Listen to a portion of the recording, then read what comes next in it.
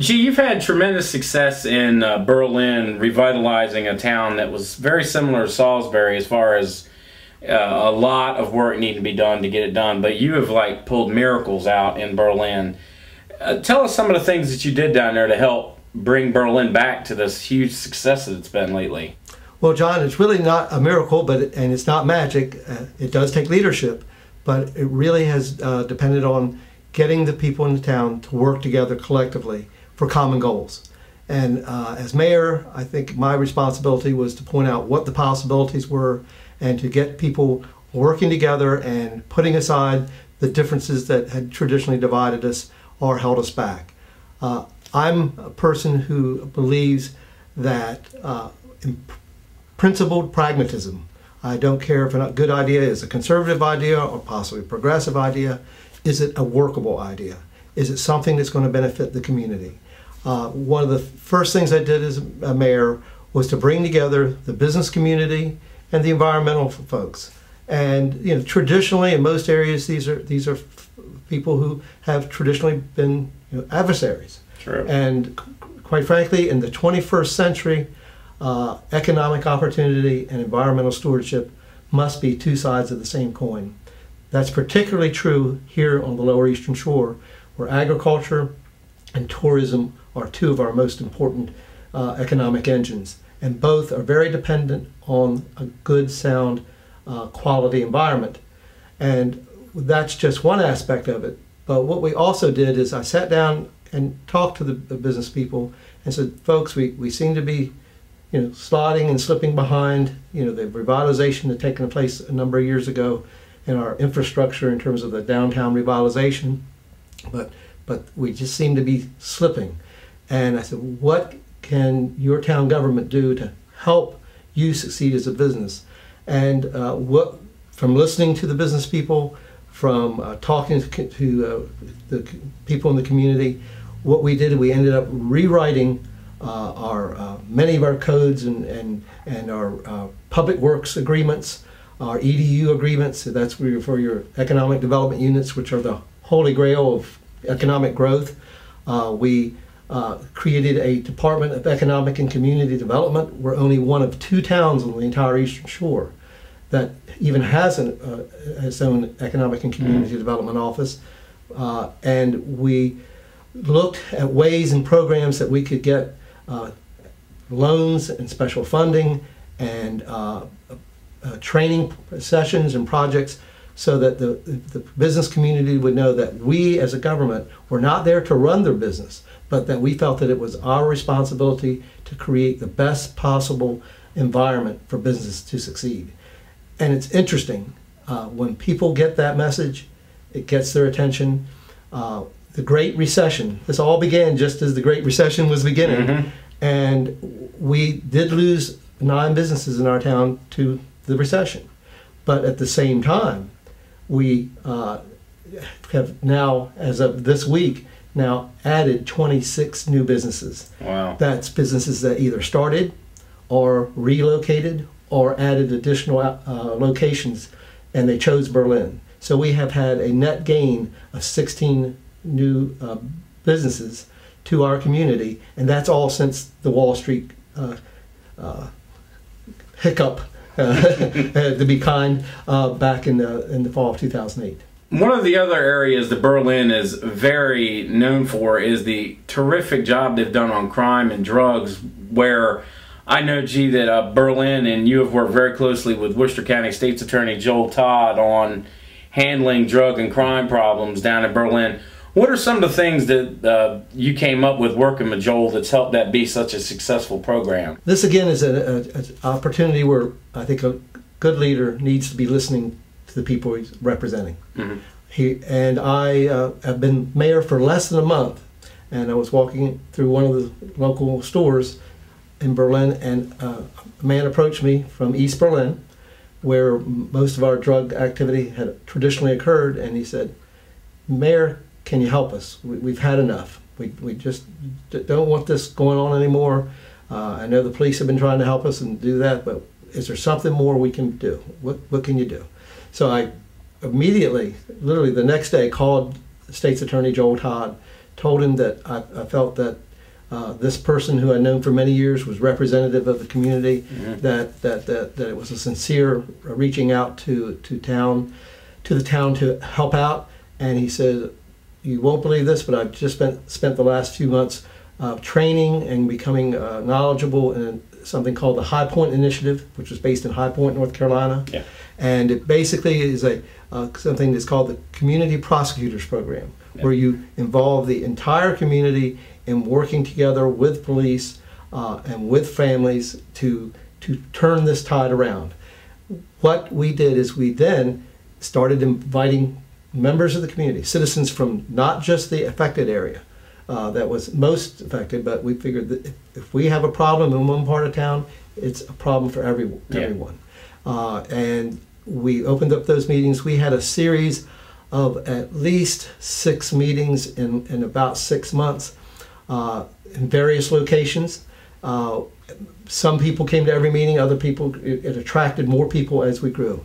The last meeting we had before we formally adopted this program attracted over 50 people. Wow. And that's astounding for a small town.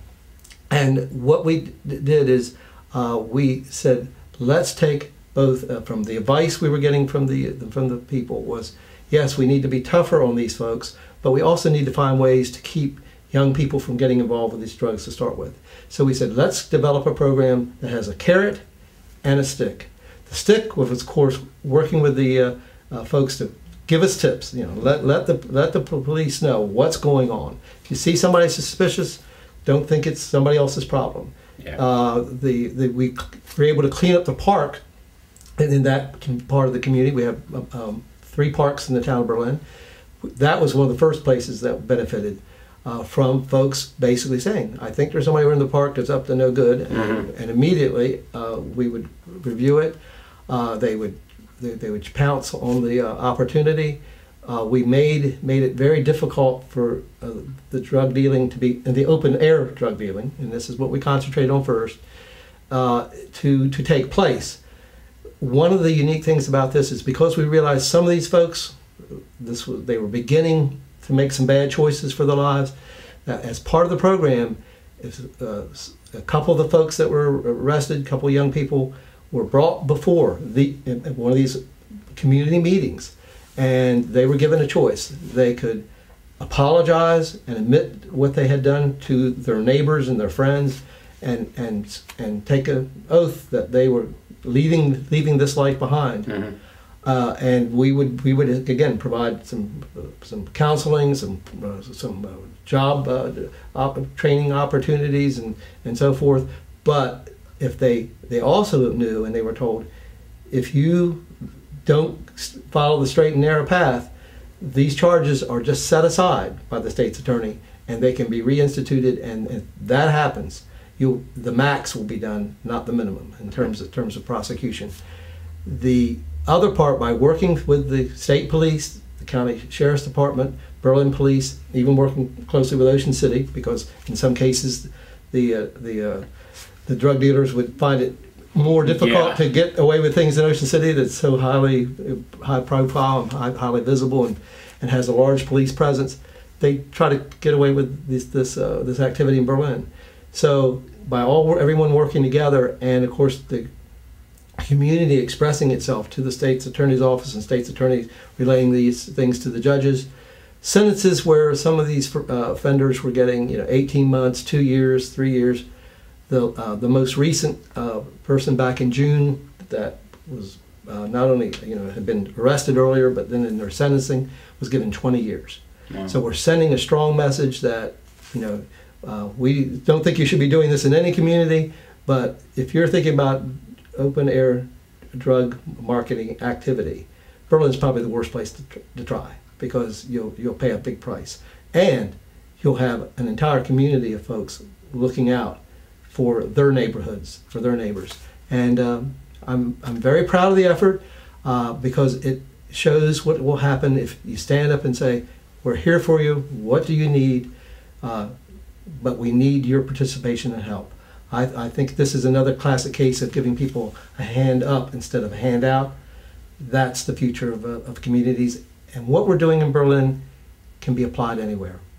Berlin's a very typical small town for the Eastern Shore, except that I think we're maybe a little bit ahead of the curve in understanding that we do have to work together and that we do have to make some compromises, and we just do not dwell on ideology, we dwell on practicality. Gee, I wanted to ask you about some of the problems that you see District 38B facing that you would like to tackle head on if elected. Well, I think the problems that, most important problems facing 38B are also shared with the rest of the Eastern Shore and the state.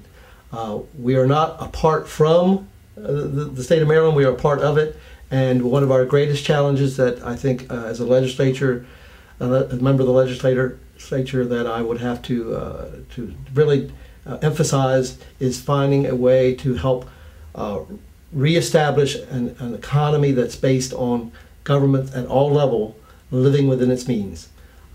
We have to have a sustainable economy, and therefore government must live within its financial means if we expect everyone else to.